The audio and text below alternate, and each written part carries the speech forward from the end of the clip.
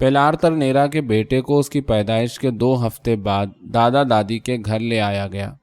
اورسلا نے اسے ناخوشی سے گھر میں داخل کیا، اپنے شوہر کی ضد کے آگے ایک بار پھر بے بس ہو کر، جو یہ خیال برداشت نہ کر سکتا تھا کہ اس کا خون اس سے دور رہے۔ لیکن اس نے یہ شرط عائد کی کہ بچے کو اس کے اصل حسب نسب کا کبھی پتہ نہ چلے، گو کہ بچے کو ہوزے آرکادیو کا نام دیا گیا۔ اسے سب لوگ صرف آرکادیو کہہ کر پکارتے تاکہ الجھن نہ ہو۔ ان دنوں گاؤں میں اتنی گہما گہمی اور گھر میں اتنی چہل پہل تھی کہ بچوں کی دیکھ بھال کا کام ضمنی سطح پر چلا گیا تھا۔ بچوں کو وزیتاسیون ایک مقامی گواہیرو عورت کے حوالے کر دیا گیا تھا جو اپنے بھائی کے ساتھ قصبے پہنچی تھی، بے خوابی کی وبا سے فرار ہو کر جو ان کے قبیلے میں کئی سال سے پھیلی ہوئی تھی۔ وہ دونوں اتنے اطاعت گزار اور مدد کے لیے تیار تھے کہ اورسلا نے انہیں گھر کے کام کاج میں ہاتھ بٹانے کے لیے رکھ لیا۔ اس طرح آرکادیو اور امارانتا ہسپانوی زبان سیکھنے سے پہلے گواہیرو بولنے لگے تھے، اور انہوں نے چھپکلی کا شوربہ اور مکڑیوں کے انڈے کھانا سیکھ لیے، جس کا علم اورسلا کو نہ ہوا، جو اپنے شکر کے جانوروں کے بڑھتے ہوئے کاروبار میں بے حد مصروف رہنے لگی تھی۔ ماکوندو میں تبدیلی آ گئی تھی۔ جو لوگ اورسلا کے ساتھ آئے تھے انہوں نے یہ خبر پھیلا دی کہ یہاں کی زمین بہت عمدہ ہے اور دلدلی علاقے کے مقابلے میں امتیازی حیثیت کی حامل ہے، لہٰذا ماکوندو پرانے وقتوں کے چھوٹے سے گاؤں سے ایک فعال قصبے میں بدل گیا، دکانوں، کارگاہوں اور ایک باقاعدہ تجارتی راستے والا قصبہ، جس سے عرب ڈھیلی ڈھالی پتلونیں پہنے اور کانوں میں بالے لٹکائے آتے اور کانچ کے منکوں کے عوض طوطے لیا کرتے۔ ہوزے آرکادیو بوئندیا کو ایک لمحے کا آرام نہ ملتا۔ سامنے کی حقیقت کے سحر میں آ کر، جو اس کے تخیل کی وسیع کائنات سے زیادہ انوکھی تھی، وہ کیمیا گری میں تمام دلچسپی کھو بیٹھا۔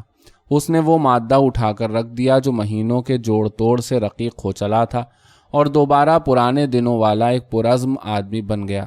جب اس نے گاؤں کا نقشہ اس طرح ترتیب دیا تھا کہ کوئی شخص ایسی مراعات نہ پا سکے جو سب کو حاصل نہ ہو، نئے آنے والوں میں اس کو اتنا اختیار حاصل ہو گیا کہ اس سے مشورہ کیے بغیر نہ گھر کی بنیاد ڈالی جاتی اور نہ دیواریں کھڑی کی جاتی، اور فیصلہ کیا گیا کہ زمین کی تقسیم کا نگراں اسے بنایا جائے۔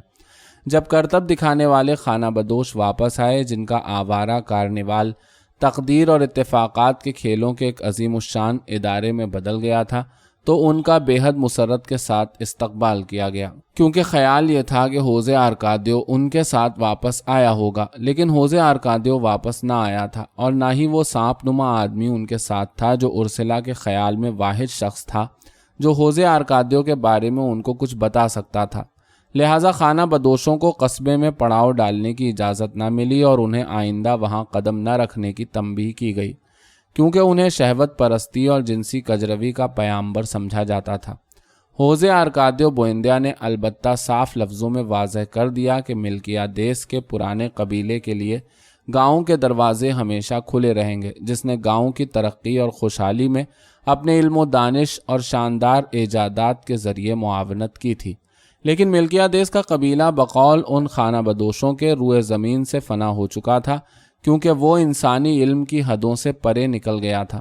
تخیل کے عذاب سے کم از کم کچھ عرصے کے لیے آزاد ہو کر ہوزے آرکادیو بوئندیا نے مختصر سی مدت میں نظم و ضبط اور کام کا ایک نظام ترتیب دیا، جس میں صرف ایک آزادی کی گنجائش رکھی گئی، ان پرندوں کی آزادی جنہوں نے ماکوندو کی بنیاد پڑنے سے اب تک وقت کے دھارے کو خوشالحان نغموں سے پرمسرت کیا تھا، اور ان کی جگہ ہر گھر میں موسیقی والی گھڑیاں نصب کی گئیں۔ وہ شاندار گھڑیاں منقش لکڑی کی بنی ہوئی تھیں جو عربوں نے طوطوں کے عوض انہیں دی تھیں، اور جنہیں ہوزے آرکادیو بوئندیا نے اس صراحت سے ہم وقت کیا تھا کہ پورا گاؤں ہر آدھ گھنٹے بعد ایک ہی نغمے کے اٹھتے ہوئے سروں سے جھوم اٹھتا، وہ نغمہ جو عین دوپہر کے وقت اپنے عروج پر پہنچتا، ایک مکمل والز کی طرح درست اور ہم آواز۔ یہ ہوزے آرکادیو بوئندیا ہی تھا جس نے ان برسوں میں فیصلہ کیا کہ انہیں کیکر کی جگہ گلیوں میں بادام کے درخت لگانے چاہیے، اور اسی نے ایسا طریقہ دریافت کیا جو اس نے کسی کو نہ بتایا، جس سے وہ درخت ہمیشہ ہرے بھرے رہتے۔ بہت برسوں بعد جب ماکوندو جست کی چھتوں والے لکڑی کے گھروں کے ایک میدان میں تبدیل ہو گیا تھا، بادام کے شکستہ اور گرد آلود درخت قدیم ترین گلیوں میں اس وقت بھی کھڑے تھے جو کسی کو معلوم نہ تھا کہ کس نے لگائے تھے۔ جن دنوں اس کا باپ گاؤں کا نظام درست کر رہا تھا اور اس کی ماں شکر کی مچھلیوں اور مرغیوں کے شاندار کاروبار سے گھر کی دولت میں اضافہ کر رہی تھی، جس کی وجہ سے گھر میں دن میں 2 دفعہ ثالثہ لکڑی کی ڈنڈیاں لٹکائی جاتی، اوریلیانو گھنٹوں اس ترک کردہ تجربہ گاہ میں گزارتا اور خود تجربے کر کر کے چاندی کا کام سیکھتا۔ مختصر سی مدت میں اس نے اتنی تیزی سے قد نکالا کہ بڑے بھائی کے چھوڑے ہوئے کپڑے اس پر تنگ ہونے لگے اور وہ اپنے باپ کے کپڑے پہننے لگا۔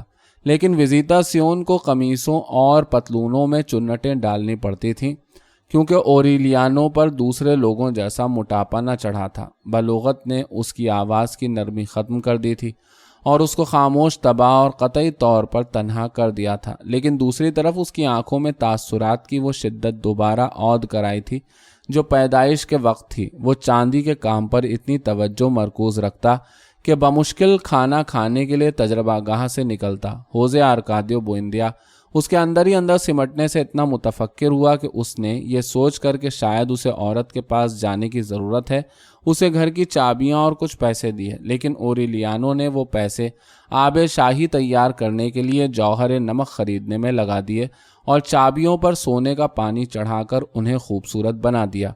اس کی بے اعتدالی کا آرکادیو اور امارانتا کی حرکتوں سے مقابلہ نہ ہو سکتا تھا، جن کے دودھ کے دانت ٹوٹ چکے تھے اور نئے دانت نمودار ہو رہے تھے، اور جو مقامی انڈین لوگوں کی ابائیں گھسیٹتے پھرتے اور اس بات پر اڑے رہتے کہ ہسپانوی نہیں بلکہ گواہیرو ہی بولیں گے۔ تمہیں شکایت نہیں کرنی چاہیے، اورسلا نے اپنے شوہر سے کہا۔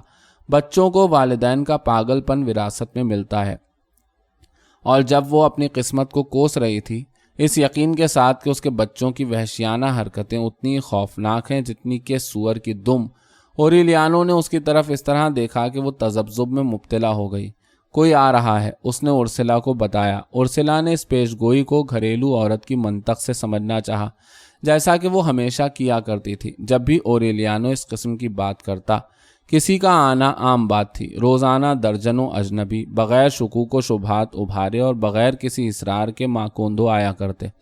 بہرحال ہر منطق سے بالاتر اوریلیانو کو اپنی پیشگوئی پر پورا یقین تھا۔ میں نہیں جانتا وہ کون ہوگا، اس نے اصرار کیا، لیکن وہ جو کوئی بھی ہے روانہ ہو چکا ہے۔ اس اتوار در حقیقت ریبیکا پہنچی۔ وہ صرف 11 سال کی تھی۔ اس نے مانورے سے ماکوندو تک کا کٹھن سفر چمڑے کے چند تاجروں کے ہمراہ طے کیا تھا، جنہوں نے ریبیکا کو ایک خط سمیت ہوزے آرکادیو بوئندیا تک پہنچانے کی ذمہ داری لی تھی، لیکن وہ ٹھیک سے سمجھا نہ پائے کہ آخر وہ کون شخص تھا جس نے یہ کام ان کے سپرد کیا تھا۔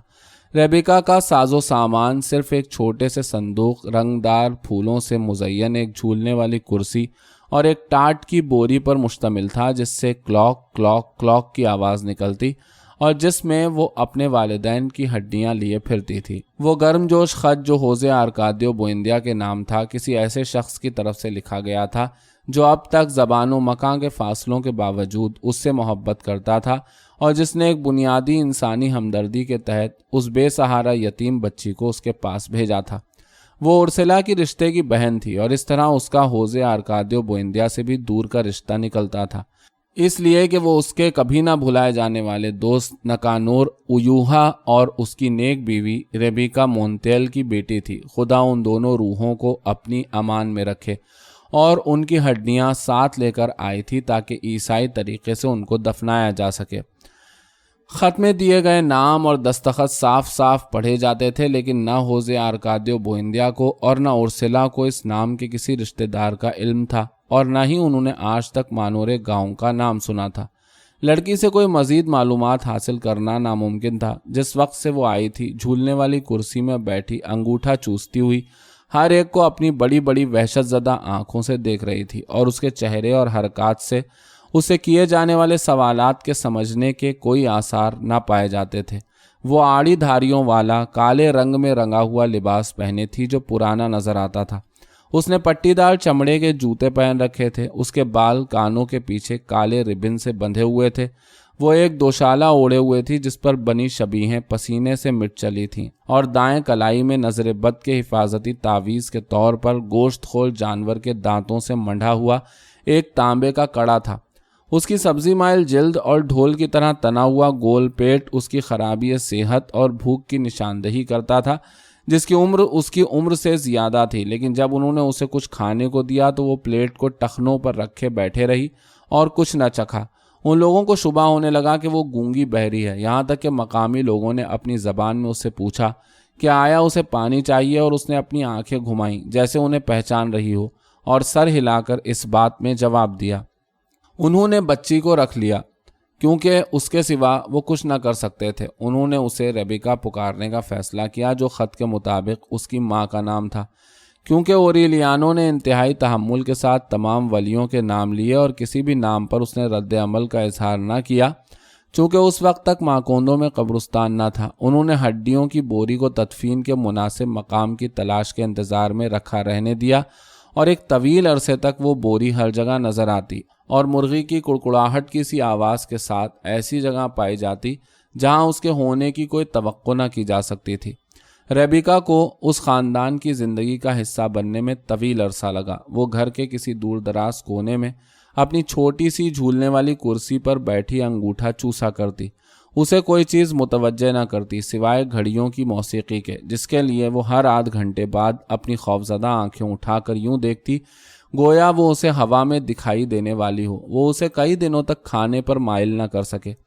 کسی کی سمجھ میں نہ آتا تھا کہ وہ اب تک بھوک سے مر کیوں نہیں گئی، یہاں تک کہ مقامی انڈین لوگوں نے، جو کئی باتوں سے باخبر تھے اور جو گھر میں دبے پاؤں بغیر کسی آہٹ کے آیا جایا کرتے، دریافت کیا کہ ریبیکا صرف آنگن کی گیلی مٹی اور دیواروں کا چونا کھانا پسند کرتی ہے، جو وہ اپنے ناخنوں سے کھرچ کر نکالا کرتی۔ یہ بات واضح تھی کہ اس کے والدین نے یا جس کسی نے اس کی پرورش کی، اس کی اس عادت پر خاصی سرزنش کی تھی، کیونکہ وہ یہ کام چھپ کر اور ایک احساس جرم کے ساتھ کرتی اور اس کوشش میں رہتی کہ کچھ مٹی چونا چھپا رکھے اور جب کوئی نہ دیکھ رہا ہو چپکے کھائے۔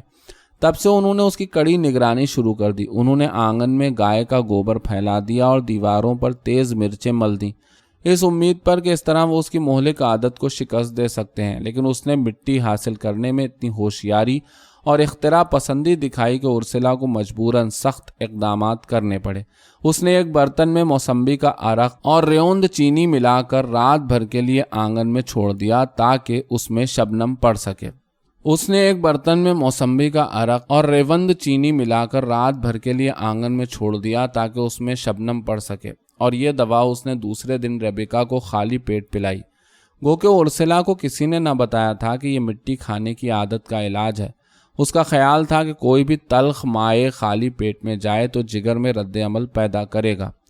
ریبیکا اپنے نازک جسم کے باوجود اتنی مضبوط اور سرکش تھی کہ انہیں اس کو ایک بچھڑے کی طرح باندھ کر دوا پلانی پڑی، اور انہوں نے بمشکل خود کو اس کی لاتوں سے بچایا اور ان عجیب و غریب آوازوں کو برداشت کیا جو وہ دانتوں سے کاٹنے اور تھوکنے کے دوران نکالتی رہی۔ صدمے سے حیرت زدہ مقامی لوگوں کے مطابق یہ غلیظ ترین گالیاں تھیں جو کوئی ان کی زبان میں سوچ سکتا تھا۔ جب ارسلا کو اس بات کا پتہ چلا تو اس نے دوا پلانے کے ساتھ ساتھ اس کی خوب پٹائی بھی کی۔ یہ کبھی معلوم نہ ہو سکا کہ وہ ریون چینی کا اثر تھا یا پٹائی کا یا دونوں کا، لیکن سچ یہ ہے کہ چند ہی ہفتوں میں ریبیکا کے سدھرنے کے آثار نظر آنے لگے۔ وہ آرکادیو اور امارانتا کے ساتھ کھیلا کرتی، جو اس سے بڑی بہن کا سا برتاؤ کرتے اور برتنوں کا صحیح استعمال کرتے ہوئے جی بھر کے کھانا کھاتی۔ جلد ہی یہ حقیقت کھل گئی کہ وہ ہسپانوی زبان میں بھی اتنی روانی سے بولتی ہے جتنی کہ مقامی، اور جسمانی مشقوں کی اس میں حیرت انگیز استعداد ہے، اور گھڑیوں کے والز کو وہ خود سے بنائے ہوئے مزاحیہ بولوں کے ساتھ گا سکتی ہے۔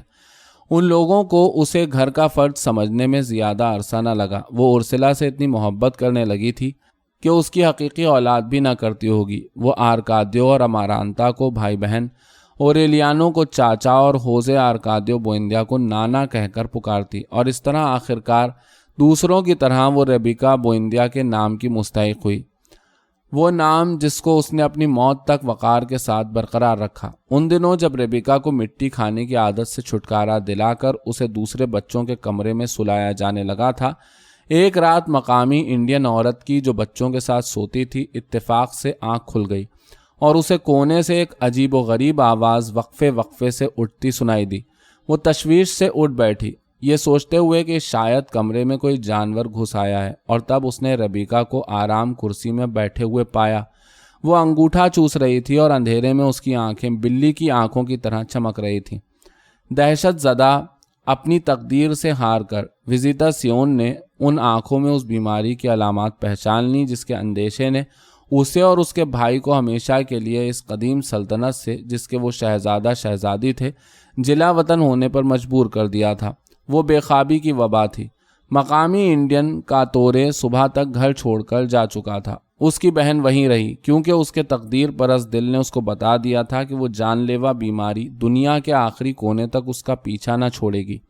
کوئی وزیتاسیون کے خوف کو نہ سمجھ پایا۔ اگر ہم کبھی نہ سو سکیں تو بہت اچھا ہو، ہوزے آرکادیو بوئندیا نے ازراہ مذاق کہا۔ اس طرح ہم زندگی سے زیادہ حاصل کر سکتے ہیں۔ لیکن مقامی عورت نے سمجھایا کہ اس بیماری کا سب سے خوفناک پہلو یہ نہیں کہ نیند کا آنا ناممکن ہو جاتا ہے، کیونکہ جسم کو تھکن کا احساس ہی نہیں ہوتا، بلکہ اس کا رفتہ رفتہ بے رحمی سے خطرناک مضر کی جانب بڑھنا ہے، اور وہ ہے یادداشت کی گمشدگی۔ اس کے کہنے کا مطلب یہ تھا کہ جب اس بیماری میں مبتلا آدمی اپنی بے خوابی کا عادی ہو جاتا تو بچپن کے واقعات کی یادیں اس کے ذہن سے مٹنے لگتیں، اور پھر اشیاء کے نام اور تصورات محو ہو جاتے، اور بالآخر لوگوں کی شناخت، یہاں تک کہ خود اپنی ذات کی آگہی بھی جاتی رہتی، حتیٰ کہ وہ حماقت کی ایک ایسی کیفیت میں ڈوب جاتا جس کا کوئی ماضی نہ ہوتا۔ ہوزے آرکادیو بوئندیا نے، جس کا ہنستے ہنستے دم نکلنے لگا، سوچا کہ یہ مقامی لوگوں کے توہمات کی ایجاد کردہ بیماریوں میں سے ایک ہے، لیکن ارسلا نے احتیاط کے طور پر ریبیکا کو بچوں سے علیحدہ کر دیا۔ چند ہفتوں بعد جب وزیتاسیون کی دہشت کم ہو چلی تھی، ہوزے آرکادیو بوئندیا نے خود کو بستر پر کروٹیں بدلتے پایا۔ اس کو کسی طرح نیند نہیں آ رہی تھی۔ ارسلا نے، جو خود بھی جاگ اٹھی تھی، اس سے پوچھا کہ کیا بات ہے، اور اس نے جواب دیا، میں پھر پروڈانسیو ایگویلار کے بارے میں سوچ رہا ہوں۔ وہ ایک لمحے کے لیے بھی نہ سوئے، لیکن دوسرے دن خود کو اتنا حشاش بشاش محسوس کر رہے تھے کہ انہیں یاد ہی نہ رہا کہ ان کی رات کتنی بری طرح گزری ہے۔ اوریلیانو نے دوپہر کے کھانے کے وقت اس بات پر حیرت کا اظہار کیا کہ وہ خود کو بہتر محسوس کر رہا ہے، اس کے باوجود کہ اس نے اپنی پوری رات تجربہ گاہ میں ایک بروج پر سونے کا پانی چڑھانے میں گزاری تھی جو وہ ارسلا کی سالگرہ پر دینا چاہتا تھا۔ انہیں کوئی تشویش نہ ہوئی، حتیٰ کہ تیسرے دن جب کسی کو رات میں نیند نہ آئی تو انہیں اس بات کا احساس ہوا کہ وہ 50 گھنٹوں سے زیادہ وقت سوئے بغیر گزار چکے ہیں۔ بچے بھی جاگ رہے ہیں، مقامی عورت نے تقدیر پرستانہ وثوق سے کہا۔ ایک دفعہ یہ وبا گھر میں داخل ہو جائے تو اس سے کوئی نہیں بچ سکتا۔ وہ واقعی بے خوابی کی وبا کا شکار ہو گئے تھے۔ ارسلا نے، جس نے اپنی ماں سے جڑی بوٹیوں کی طبی خاصیتوں کے بارے میں سیکھا تھا، گلے تاج ملک کشید کر کے سب کو پلایا، لیکن انہیں پھر بھی نیند نہ آئی اور وہ تمام رات کھڑے خواب دیکھتے رہے۔ فریب نظر کی اس تابندگی میں انہیں نہ صرف اپنے خوابوں کی شبیہیں نظر آئیں، بلکہ ان میں سے کچھ کو وہ شبیہیں بھی دکھائی دیں جو دوسروں نے خواب میں دیکھی تھیں۔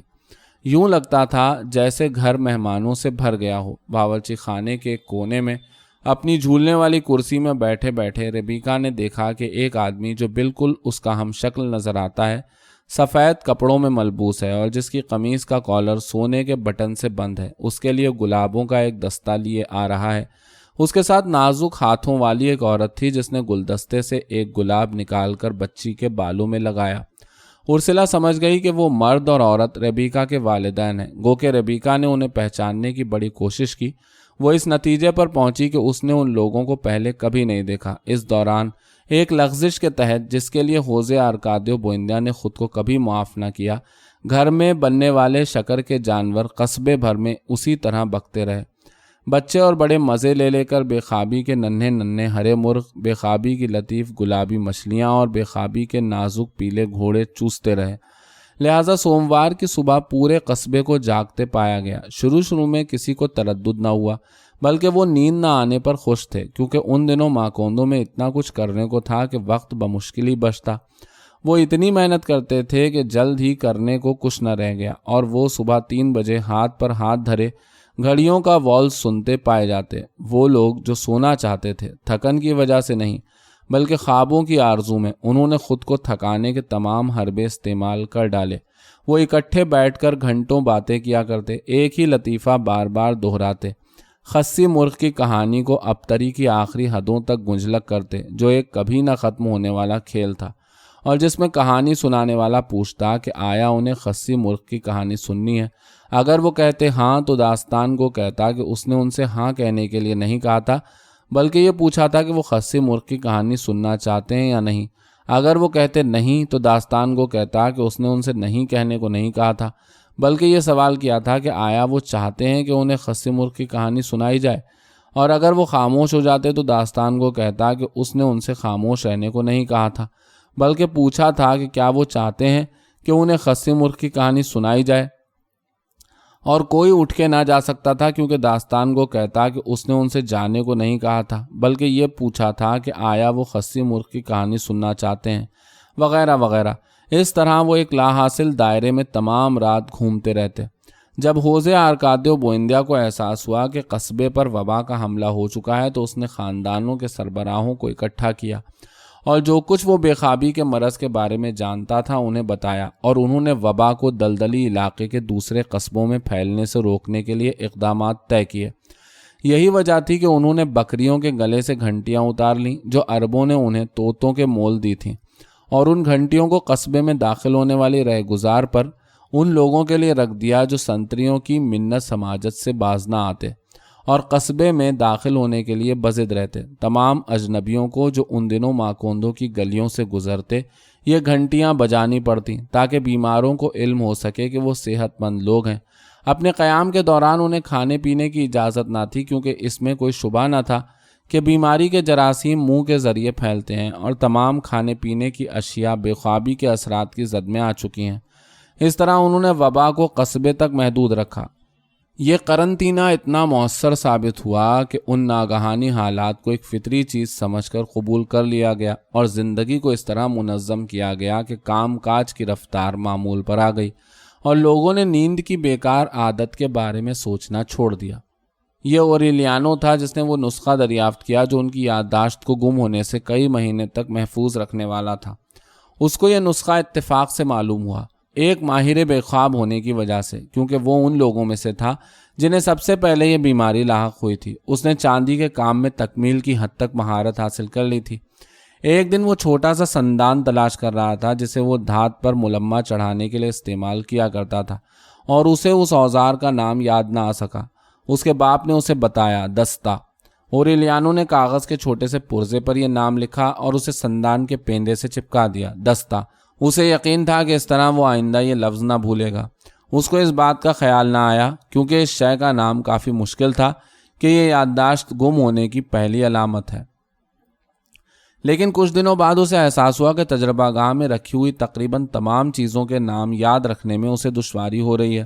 تب اس نے تمام اشیاء پر ان کے نام لکھ کر لگا دیے تاکہ وہ لکھے ہوئے نام پڑھ کر انہیں شناخت کر سکے۔ جب اس کے باپ نے اپنے بچپن کے قابل ذکر ترین واقعات بھی ذہن سے جاتے رہنے پر تشویش کا اظہار کیا تو اوریلیانو نے اسے اپنا طریقہ بتایا، اور ہوزے آرکادیو بوئندیا نے پہلے اسے گھر بھر میں رائج کیا اور پھر تمام گاؤں میں نافذ کر دیا۔ برش کو سیاہی میں ڈبو کر اس نے تمام اشیاء پر ان کے نام لکھ دیے، میز، کرسی، گھڑی، دروازہ، دیوار، بستر، برتن۔ وہ جانوروں کے باڑے میں گیا اور جانوروں اور پودوں پر نام لکھے، گائے، بکری، سور، مرغ، کساوا، کلادیم، کیلا۔ رفتہ رفتہ مٹتی ہوئی یادداشت کے لامتناہی امکانات پر غور کرتے ہوئے اسے احساس ہوا کہ وہ دن آ سکتا ہے جب لوگ چیزوں کو ان پر لکھے ہوئے ناموں کی مدد سے پہچان لیں، لیکن ان کا استعمال انہیں یاد نہ رہے۔ تب وہ زیادہ وضاحت سے کام لینے لگا۔ وہ تختی جو اس نے گائے کی گردن میں لٹکائی اس تدبیر کی عمدہ مثال تھی جس سے ماکوندو کے باشندوں نے حافظے کے زوال کے خلاف جنگ کے لیے خود کو لیس کیا۔ یہ گائے ہے، اس کو ہر صبح دھونا ہے تاکہ یہ دودھ پیدا کرتی رہے، اور دودھ کو ابالنا ہے تاکہ کافی میں ملا کر دودھ کافی بنائی جا سکے۔ اس طرح وہ ایسی حقیقت میں رہا کیے جو ان کے ہاتھوں سے پھسلتی جا رہی تھی، وقتی طور پر الفاظ کے ذریعے گرفت میں لائی ہوئی حقیقت، لیکن جسے لکھے الفاظ کی قدر فراموش ہونے پر ہمیشہ کے لیے معدوم ہو جانا تھا۔ اس راہ گزر کے آغاز پر جو دلدلی علاقے کو نکلتی تھی انہوں نے ماکوندو کی تختی لگا دی اور ایک بڑی سی تختی شاہراہ عام پر نصب کر دی جس پر لکھا تھا، خدا ہے۔ تمام گھروں میں اشیاء اور احساسات کو یاد رکھنے کے لیے شرحیں تیار کر لی گئی تھیں، لیکن وہ نظام اتنی ہوشیاری اور اخلاقی قوت کا متقاضی تھا کہ بہت سے لوگ خیالی حقیقت کے طلسم سے زیر ہو گئے۔ اپنی گڑھی ہوئی حقیقت جو ان کے لیے عملی کم لیکن آرام دہ زیادہ تھی۔ پلار تر نیرا وہ ہستی تھی جس کا اس پنہا سازی کو مقبول کرنے میں سب سے بڑا ہاتھ تھا۔ اس کو تاش کے پتوں سے ماضی پڑھنے کی ترکیب سوجھی۔ جس طرح وہ پہلے مستقبل دیکھا کرتی تھی، اس ترکیب کی بدولت بے خوابی کے شکار لوگ ایک ایسی دنیا میں رہنے لگے جس کی بنیاد تاش کے پتوں کے غیر یقینی متبادل پر تھی، جہاں ایک باپ کو مبہم طور پر ایک ایسے سانولے آدمی کی صورت یاد کیا جاتا جو اپریل کے اوائل میں آیا تھا، اور ماں کو صرف ایک ایسی سانولی عورت کے روپ میں جس نے اپنے بائیں ہاتھ میں سونے کی انگوٹھی پہن رکھی تھی، اور جہاں جنم دن اس پچھلے منگل تک محدود ہو گیا جب برگے غار کے درخت پر چکاوک چہچہایا تھا۔ دل بہلانے کے ان طریقوں سے شکست کھا کر ہوزے آرکادیو بوئندیا نے یادداشت کی مشین بنانے کی ٹھانی، جس کی اس نے کبھی تمنا کی تھی، تاکہ خانہ بدوشوں کی شاندار ایجادات کو یاد رکھ سکے۔ اس مشین کی بنیاد یہ امکان تھا کہ انسان کی تمام زندگی میں حاصل کیے گئے علم پر ہر صبح شروع سے آخر تک نظر ڈالی جا سکتی تھی۔ ہوزے آرکادیو بوئندیا نے اس کا تصور ایک چرخی نما لغت کے طور پر کیا تھا جس کو محور پر رکھ کر دستے کے ذریعے چلایا جا سکے، اور اس طرح زندگی کے سب سے ضروری تصورات ہر چند گھنٹوں بعد اس کی آنکھوں کے سامنے آ سکیں۔ وہ تقریباً 14,000 اندراجات کرنے میں کامیاب ہو چکا تھا جب دلدلی علاقے والی رہگزر سے ایک عجیب و غریب حلیے کا آدمی رسی سے بندھا ایک پھولا ہوا سوٹ کیس اٹھائے ہوئے اور کالے کپڑے سے ڈھکے ایک ٹھیلے کو کھینچتے ہوئے بے خوابی سے محفوظ لوگوں کی غمناک گھنٹی کے ساتھ نمودار ہوا۔ وہ سیدھے ہوزے آرکادیو بوئندیا کے گھر پہنچا۔ وزیتاسیون نے اسے نہ پہچانا جب اس نے دروازہ کھولا اور سوچا شاید وہ کچھ بیچنے کے ارادے سے آیا ہے، اس بات سے بے خبر کہ اس قصبے میں جو فراموشی کی دلدل میں ہمیشہ کے لیے دھنستا جا رہا ہے کوئی چیز نہیں بیچی جا سکتی۔ وہ ایک پیر فرتوت تھا، اس کی آواز بے اعتباری سے شکستہ تھی اور اس کے ہاتھ لگتا تھا جیسے اشیاء کے وجود پر شبہ کرنے لگے ہوں، مگر یہ بات واضح تھی کہ وہ ایک ایسی دنیا سے آ رہا ہے جہاں لوگ اب تک سو سکتے ہیں اور یاد رکھ سکتے ہیں۔ ہوزے آرکادیو بوئندیا نے اسے بیٹھک میں پایا جہاں وہ بیٹھا اپنے پیوند لگے کالے ہیٹ سے ہوا جھل رہا تھا اور ایک درد مند توجہ کے ساتھ دیوار پر چسپاں ناموں اور علامتوں کو پڑھ رہا تھا۔ ہوزے آرکادیو بوئندیا نے گرم جوشی کے کھلے مظاہرے کے ساتھ اس کا استقبال کیا، اس بات پر فکر مند کہ وہ کسی زمانے میں اسے جانتا تھا اور اب پہچان نہیں پا رہا، لیکن ملاقاتی کو اس بناوٹی شیفتگی کا احساس ہو چکا تھا۔ اس نے محسوس کیا کہ اسے بھلایا جا چکا ہے، دل کے ناقابل علاج نسیان سے نہیں بلکہ ایک مختلف فراموشی سے جو زیادہ ظالمانہ اور کبھی نہ ختم ہونے والی تھی، اور جس سے وہ اچھی طرح واقف تھا کیونکہ وہ موت کی فراموشی تھی۔ تب وہ جان گیا۔ اس نے سوٹ کیس کھولا جو سمجھ میں نہ آنے والی اشیاء سے بھرا ہوا تھا اور اس میں سے ایک چھوٹی سی پیٹی نکالی جس میں بہت ساری بوتلیں تھیں۔ اس نے ہوزے آرکادیو بوئندیا کو ایک ہلکی رنگت والا مائع پینے کو دیا اور اس کی یادداشت کے قمقمے جل اٹھے۔ اس سے پہلے کہ وہ خود کو ایک احمقانہ بیٹھک میں پاتا جہاں اشیاء پر نشان لگے ہوئے تھے، اس سے پہلے کہ وہ دیواروں پر لکھی سنجیدہ بکواس پر شرمندہ ہوتا، اور اس سے پہلے کہ وہ آنے والے کو ایک تابناک مسرت کے ساتھ پہچانتا، اس کی آنکھیں بھیگ چکی تھیں۔ آنے والا ملکیادیس تھا۔ جب تمام ماکوندو یادداشت کے واپس آنے کا جشن منا رہا تھا، ہوزے آرکادیو بوئندیا اور ملکیادیس نے اپنی پرانی دوستی پر پڑی گرد جھاڑی۔ خانہ بدوش قصبے میں ٹھہرنے پر مائل تھا۔ وہ حقیقتاً موت کے منہ میں جا چکا تھا، لیکن اس لیے واپس آ گیا کہ اس سے تنہائی برداشت نہ ہوئی۔ قبیلے سے باہر نکال دیے جانے کے بعد اپنی تمام مافوق الفطرت صلاحیتوں کو زندگی سے وفاداری کے سبب کھو دینے کے بعد اس نے دنیا کے اس کونے میں پناہ لینے کا فیصلہ کیا جسے موت اب تک نہ ڈھونڈ پائی تھی، اور خود کو ڈگیرو ٹائپ سے تصویر اتارنے کی ایک تجربہ گاہ کے کام پر مامور کر دیا۔ ہوزے آرکادیو بوئندیا نے اس ایجاد کے بارے میں اب تک نہ سنا تھا، لیکن جب اس نے خود کو اور پورے خاندان کو قزا رنگی دھات کے پترے پر ابد تک کے لیے نقش کیا ہوا پایا، وہ بدحواسی سے گنگ رہ گیا۔ وہ تاریخ تھی اس زنگ آلود ڈگیرو ٹائپ تصویر کی جس میں ہوزے آرکادیو بوئندیا اپنے سرمئی کھڑے بالوں کے ساتھ نظر آتا تھا۔ اس کے کلفدار کالر کانسی کے بٹن سے قمیص سے جڑے ہوئے تھے اور چہرے پر ایک حیران کن سنجیدگی تھی جس پر اورسلا نے ہنسی سے دوہرا ہوتے ہوئے اسے خوفزدہ جرنیل کا نام دیا تھا۔ دسمبر کی اس نکھری ہوئی صبح جب تصویر اتاری گئی، ہوزے آرکادیو بوئندیا واقعی خوفزدہ تھا کیونکہ وہ یہ سوچ رہا تھا کہ لوگ رفتہ رفتہ بوڑھے ہوتے جائیں گے، جبکہ اس کی شبیہ دھات کے اس پترے پر ہمیشہ کے لیے محفوظ رہ جائے گی۔ رواج کی ایک انوکھی کایا کلپ میں ارسلا تھی جس نے ہوزے آرکادیو بوئندیا کے ذہن سے یہ خیال نکالا، اور وہی تھی جس نے پرانی تلخی کو بھلا کر یہ فیصلہ کیا کہ ملکیادیس اس گھر میں ٹھہرے، گو کہ اس نے کبھی اپنی تصویر اتارنے کی اجازت نہ دی، کیونکہ بقول خود اس کے وہ اپنے پڑ پوتوں کی ہنسی کا سامان بننا نہ چاہتی تھی۔ اس صبح اس نے بچوں کو بہترین لباس پہنائے، چہروں پر پاؤڈر لگایا اور ہر بچے کو ایک ایک چمچہ شربت مغز پلایا تاکہ وہ تصویر اتروانے کے لیے ملکیادیس کے انوکھے کیمرے کے سامنے 2 منٹ بالکل ساکت رہیں۔ اس خاندانی ڈیگیرو ٹائپ میں جو اپنی نوعیت کی واحد تصویر تھی، اوریلیانو سیاہ مخمل میں ملبوس امارانتا اور ریبیکا کے درمیان نظر آتا تھا۔ اس کے چہرے پر وہی افسردگی اور روشن بینی کی کیفیت تھی جس کے ساتھ وہ بہت برسوں بعد فائرنگ اسکواڈ کا سامنا کرنے والا تھا، لیکن اس وقت تک اسے اپنی تقدیر کے بارے میں پیش آگہی نہیں ہوئی تھی۔ وہ ایک ماہر نقرہ کار تھا جس کے کام کی نزاکت کی تعریف تمام دلدلی خطے میں ہوتی تھی۔ اس کارگاہ میں جس میں ملکیادیس کی جنونی تجربہ گاہ بھی واقع تھی، اس کے سانس لینے کی آواز بھی بمشکل سنائی دیتی۔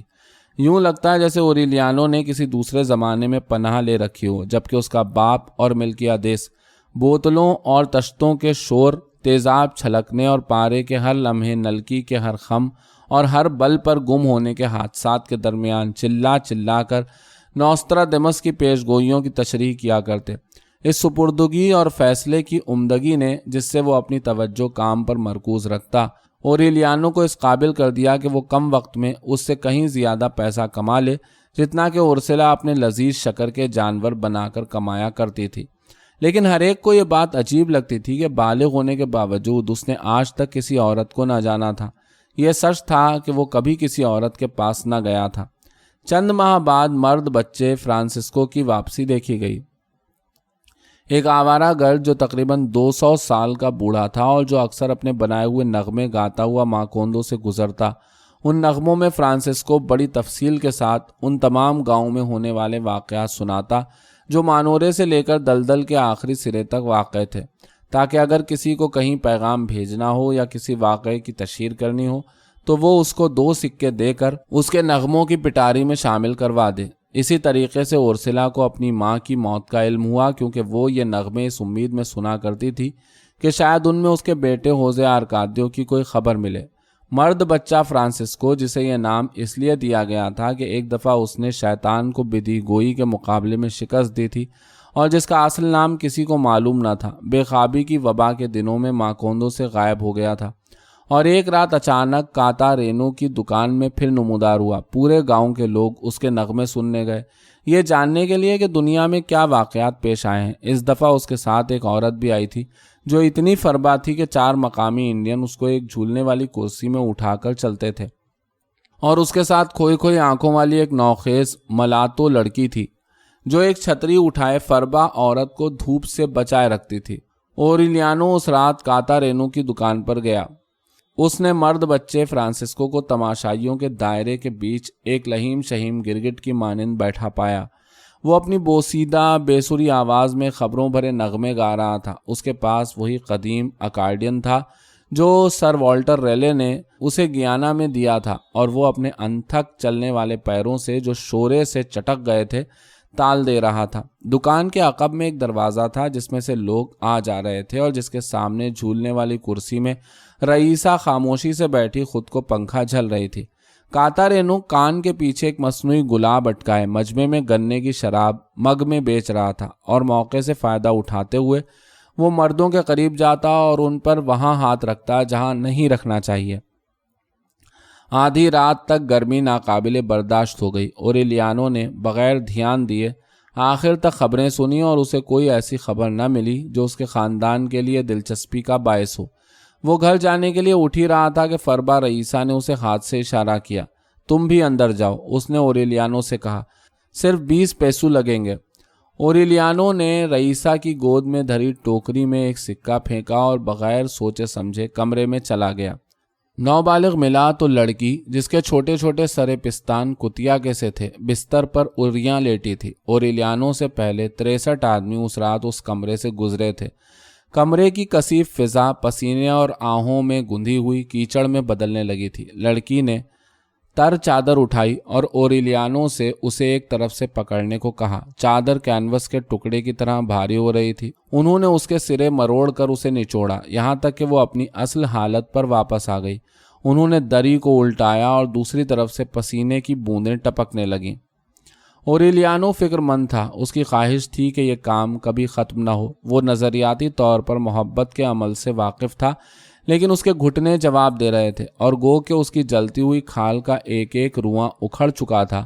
وہ اپنی آنتوں کے بوجھ کو خارج کرنے کی فوری طلب کی مزاحمت نہ کر پا رہا تھا۔ جب لڑکی بستر درست کر چکی اور اس نے اوریلیانو سے کپڑے اتارنے کو کہا، اس نے ایک بوکھلائی ہوئی توجیہ پیش کی۔ انہوں نے مجھے اندر بھیجا تھا۔ انہوں نے مجھ سے 20 پیسو پھینکنے کو اور جلدی کرنے کو کہا تھا۔ لڑکی اس کی سراسیمگی کو سمجھ گئی۔ اگر تم جاتے وقت 20 پیسو اور ڈالتے جاؤ تو تم کچھ دیر اور یہاں ٹھہر سکتے ہو، اس نے نرمی سے کہا۔ اوریلیانو نے کپڑے اتار دیے۔ شرم کی اذیت میں گرفتار وہ اس خیال سے چھٹکارا حاصل کرنے میں ناکام رہا کہ اس کی برہنگی اس کے بھائی کے مقابلے کی نہیں ہو سکتی۔ لڑکی کی کوششوں کے باوجود اس نے خود کو بے حد تنہا اور لا تعلق محسوس کیا۔ میں 20 پیسو اور ڈال دوں گا، اس نے سونی آواز میں کہا۔ لڑکی نے خاموشی سے اس کا شکریہ ادا کیا۔ اس کی پیٹھ ناپختہ تھی، اس کی کھال ہڈیوں پر منڈھی ہوئی تھی اور وہ کوشش کر کے سانس کھینچتی تھی کیونکہ وہ ناقابل بیان حد تک نڈھال تھی۔ 2 سال پہلے وہاں سے بہت دور وہ شمع بجھائے بغیر سو گئی تھی اور جب اس کی آنکھ کھلی تو اس نے خود کو شعلوں میں گھرا پایا تھا۔ وہ گھر جہاں وہ اپنی دادی کے ساتھ رہتی تھی، جس نے اسے پالا تھا، جل کر راکھ ہو چکا تھا۔ اس کے بعد سے اس کی دادی اسے قصبے قصبے لیے پھر رہی تھی۔ 20 پیسو کے عوض اسے بستر پر لٹاتی تاکہ جلے ہوئے گھر کی مالیت کے نقصان کی تلافی ہو سکے۔ لڑکی کے حساب کے مطابق اس کو 10 سال مزید ہر رات 70 مردوں کے ساتھ لیٹنا تھا، کیونکہ اسے اپنے اور دادی کے سفر اور کھانے کا خرچ بھی اٹھانا تھا اور ان 4 مقامیوں کی تنخواہ بھی دینی تھی جو کرسی اٹھا کر چلنے کے کام پر مامور تھے۔ جب رئیسہ نے دوسری دفعہ دروازہ کھٹکھٹایا تو اوریلیانو بغیر کچھ کیے رونے کی شدید خواہش سے پریشان کمرے سے نکل آیا۔ اس رات وہ سو نہ سکا۔ آرزو اور رحم کے ملے جلے جذبات کے ساتھ لڑکی کے متعلق سوچتا رہا۔ اسے لڑکی سے محبت کرنے اور اس کی حفاظت کرنے کی ایک ناقابل رد ضرورت محسوس ہو رہی تھی۔ صبح کے وقت بے خوابی اور بخار کی تھکن میں چور اس نے خاموشی سے فیصلہ کیا کہ وہ اس لڑکی سے شادی کر لے گا تاکہ اس کو دادی کے چنگل سے آزاد کرا سکے اور ان تمام راتوں کی لذتوں سے محظوظ ہو سکے جو وہ 70 مردوں کو بخشتی تھی۔ لیکن جب 10 بجے صبح وہ کاتارینو کی دکان پر پہنچا تو لڑکی قصبہ چھوڑ کر جا چکی تھی۔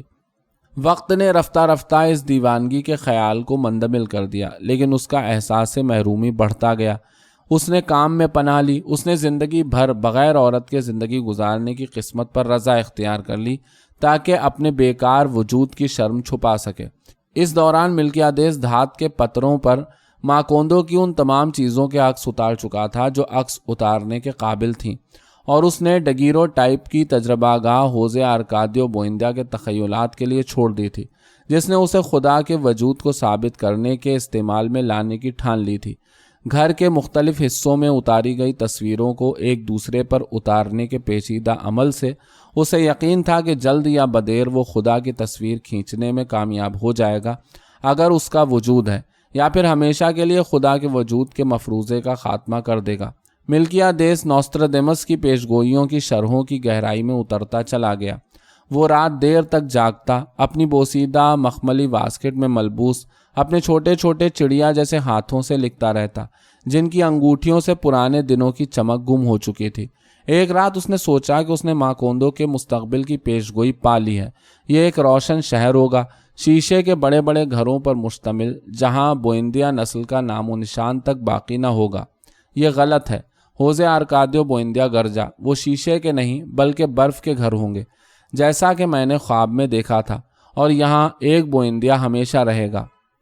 اورسلا بے اعتدال گھر میں ہوش و حواس اور شعور کی فضا قائم رکھنے کی کوشش کرتی رہی۔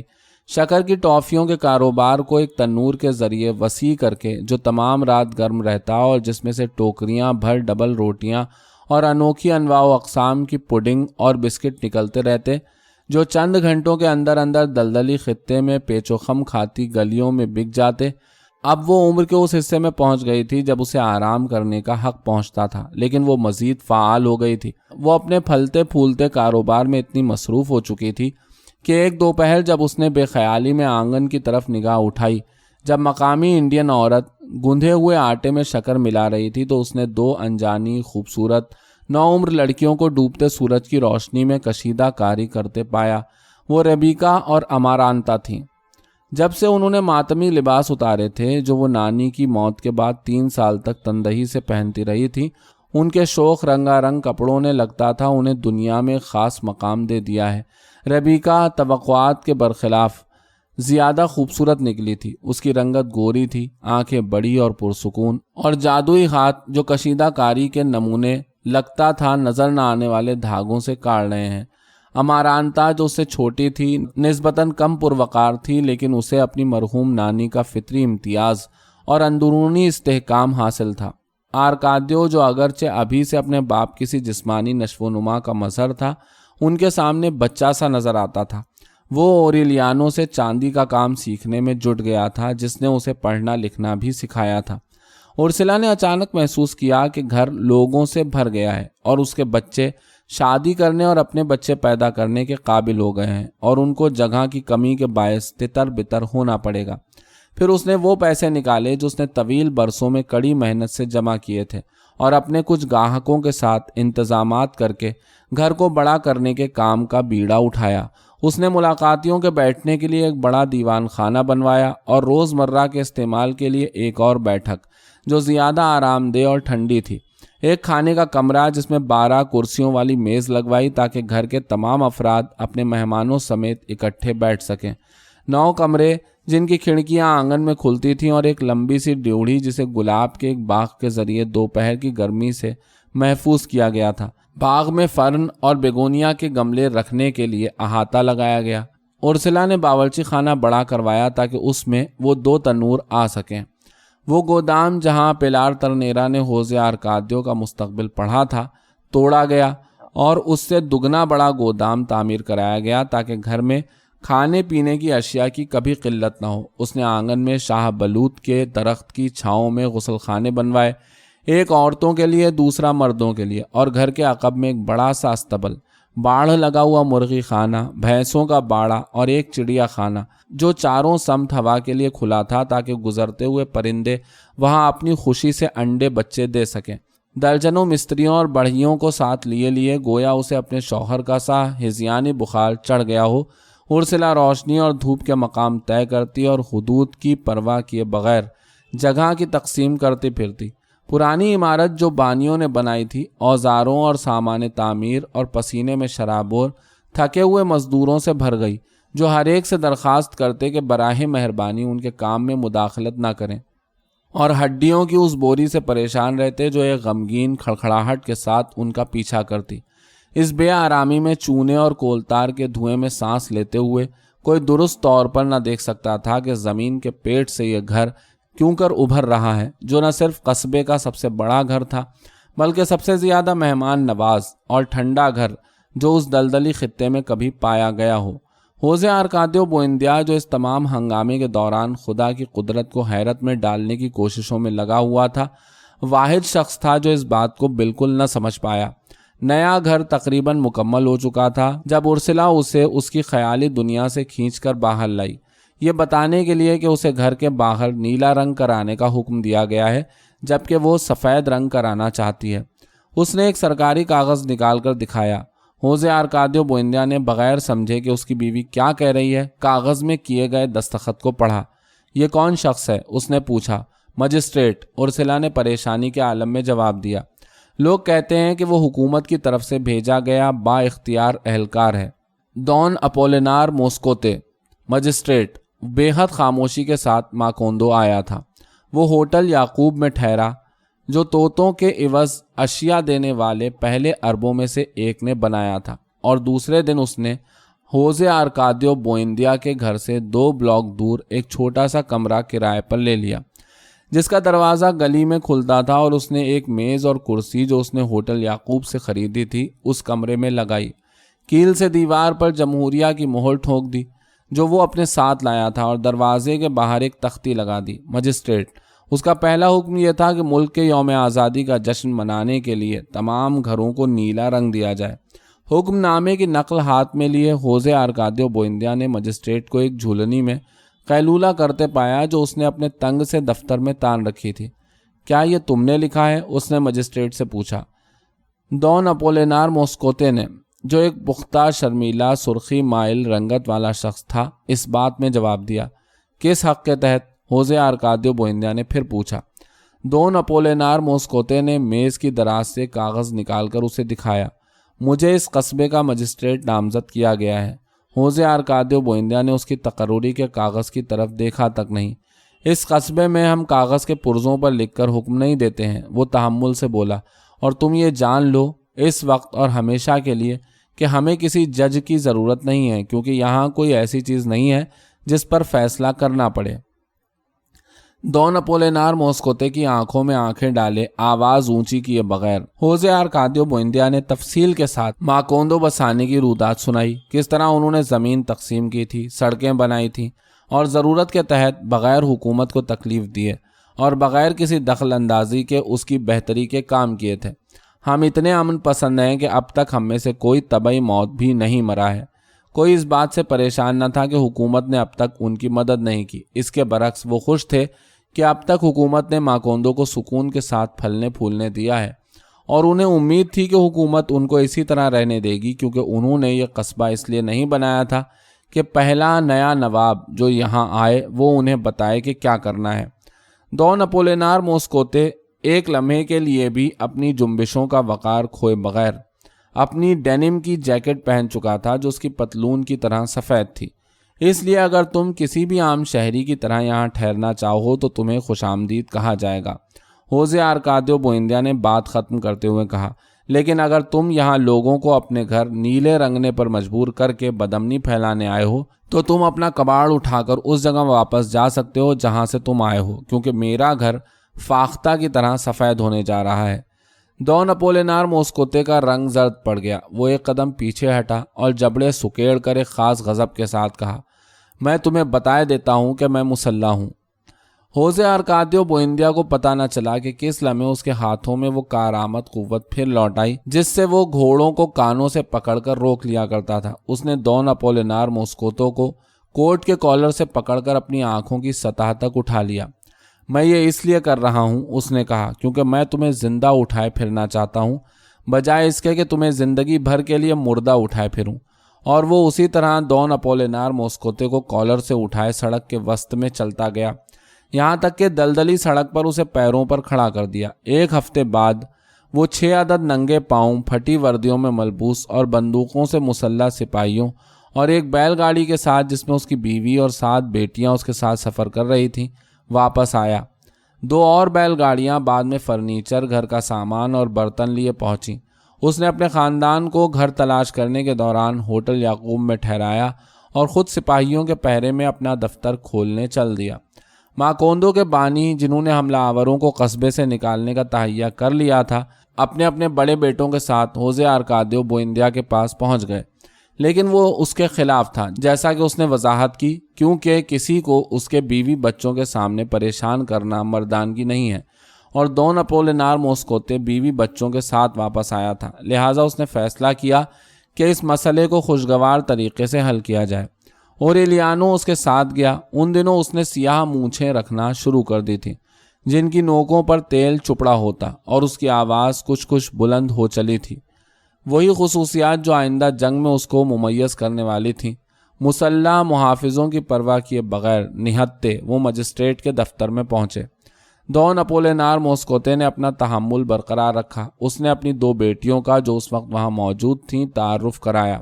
امپارو 16 سالہ، اپنی ماں کی طرح سانولی، اور ریمیڈیوس صرف 9 سال کی، ایک خوبصورت چھوٹی سی بچی جس کی جلد گلے سوسن کی طرح سفید اور آنکھیں سبز تھیں۔